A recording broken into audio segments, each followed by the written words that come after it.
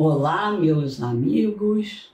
Esta é mais uma oportunidade que vamos aproveitar para refletir um pouco mais sobre a doutrina espírita, que é luz, que é amor, que é caridade, que é o grande consolador que nos foi prometido.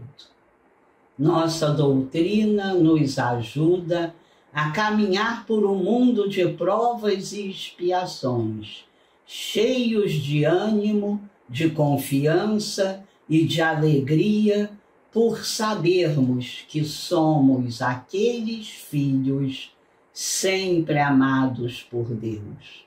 Hoje nós vamos falar sobre uma mensagem que está nesse livro chamado Pão Nosso, psicografia de Chico Xavier pelo Espírito Emmanuel. Faz parte de uma coleção de 5 livros. Cada uma dessas mensagens tem uma profundidade imensa e nós vamos hoje falar um pouquinho sobre a mensagem de número 140, chamada Saibamos Lembrar. Como sempre, há uma citação evangélica. Diz assim: lembrai-vos das minhas prisões. É uma carta de Paulo aos Colossenses, é o final da carta dele. Lembrai-vos das minhas prisões.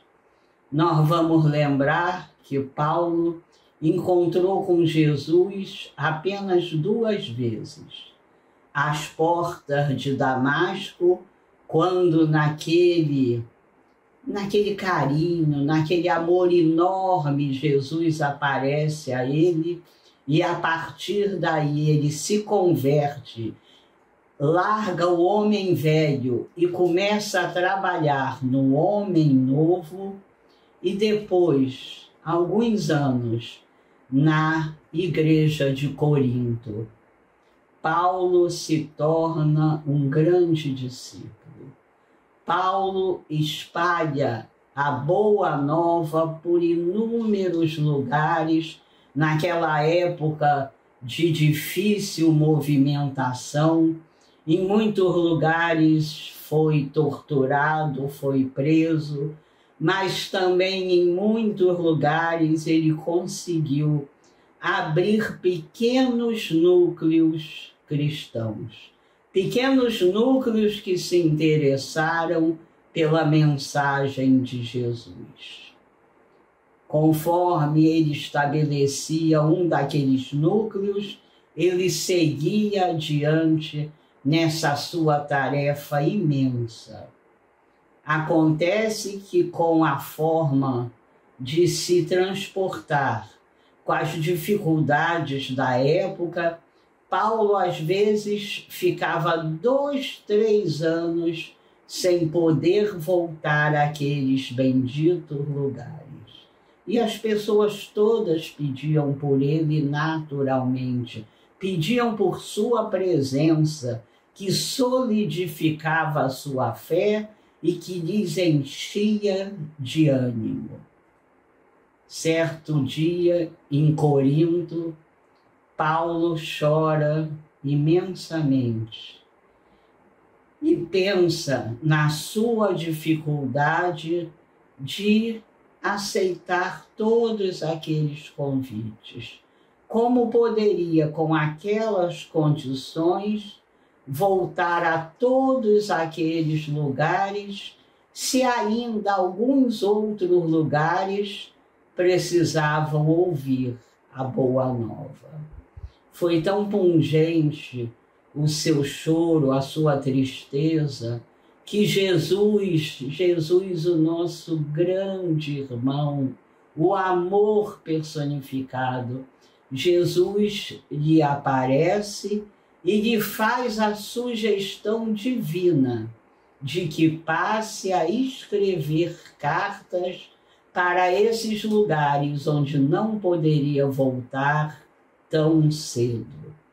A partir desse momento, Paulo começa a escrever as suas cartas ou epístolas, famosas pela grandeza, pela divindade, pela profundidade.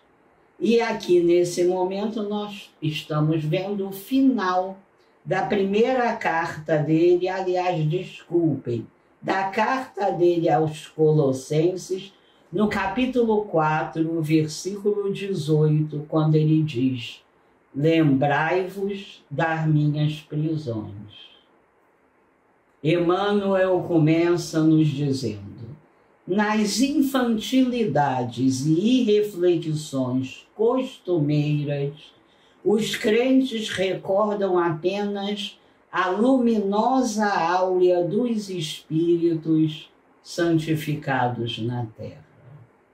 Supõem muitos encontrá-los facilmente além do túmulo, a fim de receber-lhes preciosas lembranças. Como somos infantis, não é? E muitas vezes presunçosos. Imaginem, supõem muitos encontrá-los facilmente além do túmulo, a fim de receber-lhes preciosas lembranças. São nossas visões ainda muito infantis. Continua Emmanuel. Não aguardam senão o céu, através de repouso brilhante na imensidade cósmica. Quantos se lembrarão de Paulo tão somente na glorificação? Entretanto, nesta observação aos Colossenses, o grande apóstolo exorta os amigos a lhe rememorarem as prisões, como a dizer que os discípulos não devem cristalizar o pensamento na antevisão de facilidades celestes, e sim refletir seriamente no trabalho justo pela posse do reino divino. Então, Paulo lembra dos sofrimentos imensos pelos quais passou. Nós podemos ver isso com detalhes no belo, no profundo livro Paulo e Estevão, Psicografia de Chico Xavier. Então ele lembra do quanto sofreu, de quantas prisões, de quanta tortura passou para que desse também dessa forma o seu testemunho.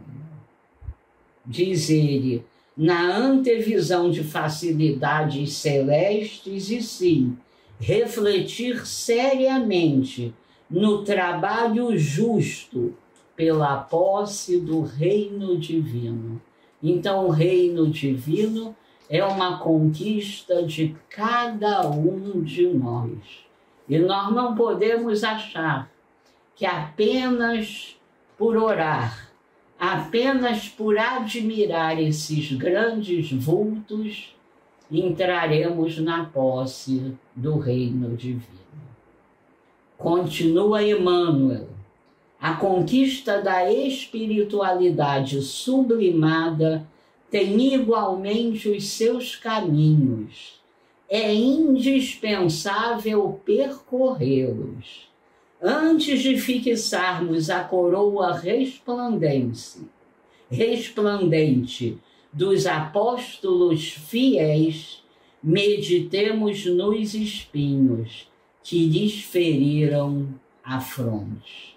Então, o caminho, nós sabemos que não é nada fácil. Hoje em dia, é um caminho que é um pouco mais fácil, pelo menos do ponto de vista material. Mas do ponto de vista espiritual, continua a ser um caminho muito difícil de ser trilhado. Paulo conseguiu as culminâncias. Entretanto, quantos golpes de açoite pedradas e ironias suportou, adaptando-se aos ensinos do Cristo em Escalando a Montanha. E é isso. Paulo saiu do homem velho para o homem novo aos poucos, como se escalasse uma montanha, e nos deixou esse exemplo maravilhoso. Conclui Emmanuel, não mires apenas a superioridade manifesta daqueles a quem consagras admiração e respeito. Não te esqueças de imitá-los. Vou ler de novo. Não esqueças de imitá-los, afeiçoando-te aos serviços sacrificiais, a que se devotaram para alcançar os divinos fins. Então, Emmanuel nos lembra da necessidade de imitá-los.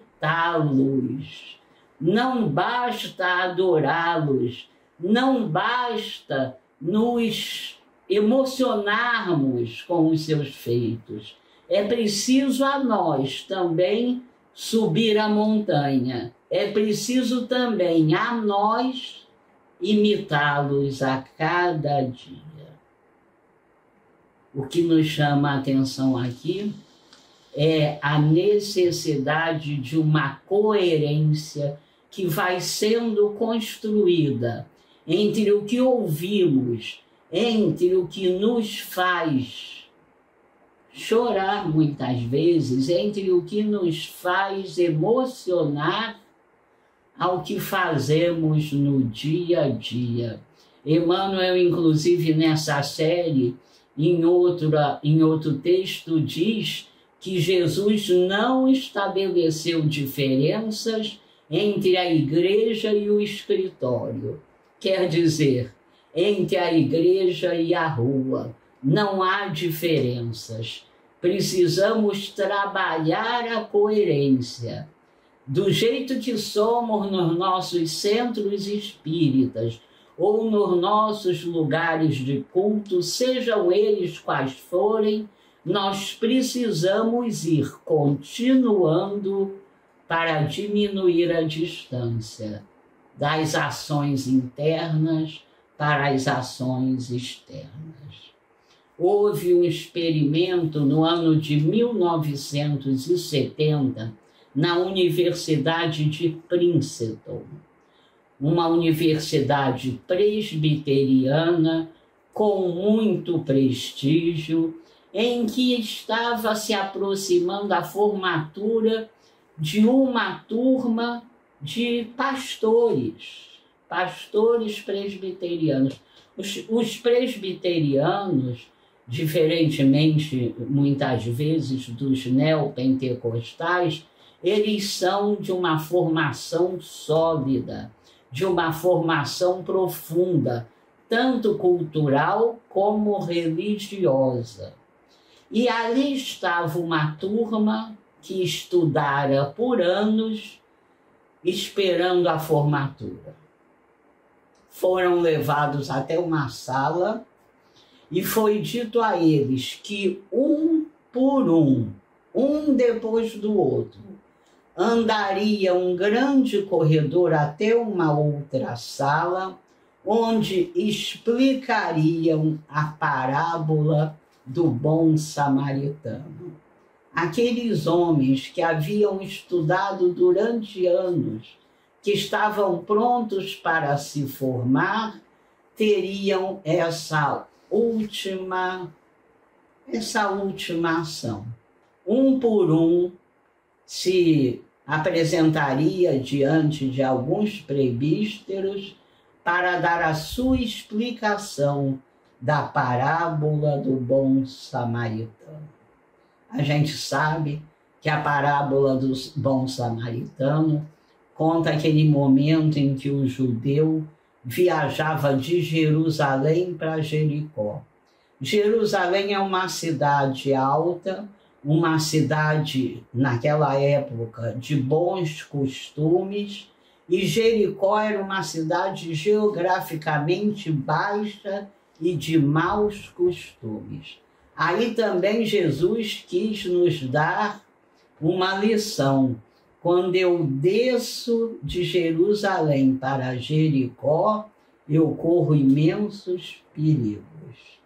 O judeu viajava, então, fazia esse percurso, quando foi vítima de ladrões que não só o roubaram, mas bateram muito nele, o deixando à beira do caminho, quase desencarnando.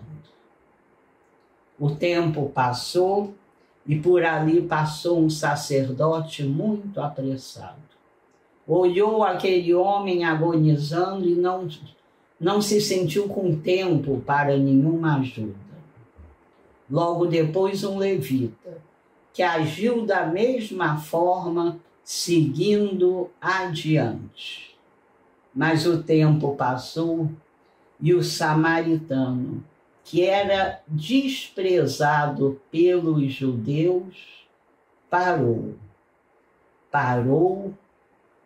pegou aquele homem, curou de suas feridas piores, o montou no seu cavalo e foi conduzindo o cavalo pela corda até uma pousada. Na pousada, pediu que cuidassem dele e lhe dessem tudo o que ele precisava para melhorar. E que com o tempo, voltando de viagem, pagaria tudo o que tivessem gastado. Curioso isso, era essa a parábola que aqueles prebísteros, em vias de se formar, deveriam andar por um corredor grande e se apresentar com a sua versão. Mas acontece que aqueles professores fizeram algo diferente. No meio daquele corredor, eles colocaram um ator, vestido com umas roupas sujas, rasgadas, o rosto sujo, deitado, recostado, e a cada um daqueles rapazes que passava pensando na parábola do bom samaritano, a cada um, ao passar, aquele ator gemia e pedia ajuda. Um por um daqueles formandos passou, preocupado com as palavras que usaria para explicar a parábola. E nenhum deles, mas nenhum deles mesmo foi capaz de perguntar àquele homem o que ele precisava, o que poderiam fazer por ele. Isso nos explica muitas vezes que as filosofias, que as ideias vencem, infelizmente, a vida prática, a vida real, a vida na qual estamos imersos para fazer exercícios, para sermos a cada dia mais caridosos, mais cristãos. Os nossos álibis costumam ser mais ou menos os mesmos daqueles rapazes.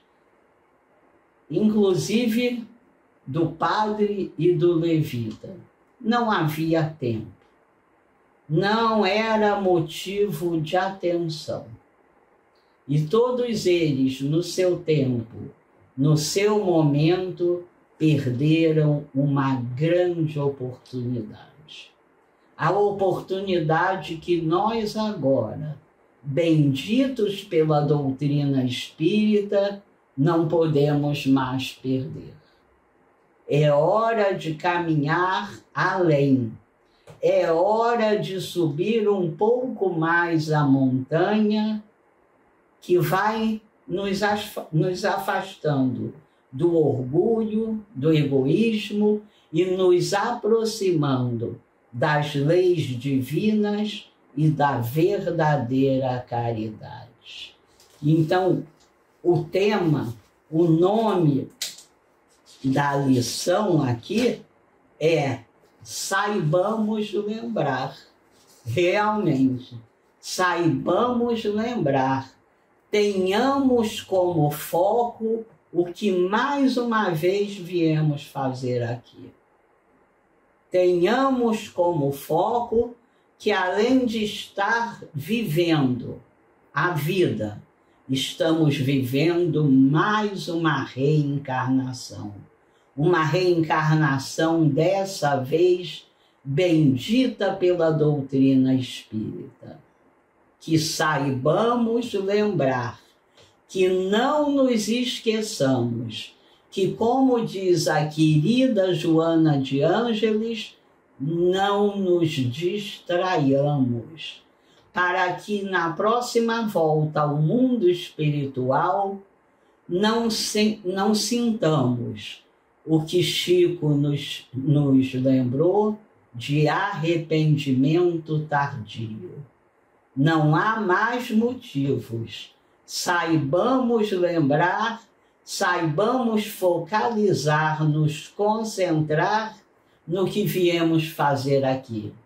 Chegar ao próximo túmulo bem melhor do que chegamos ao último berço. Muito obrigada, que continuemos caminhando com Jesus e que sempre saibamos lembrar.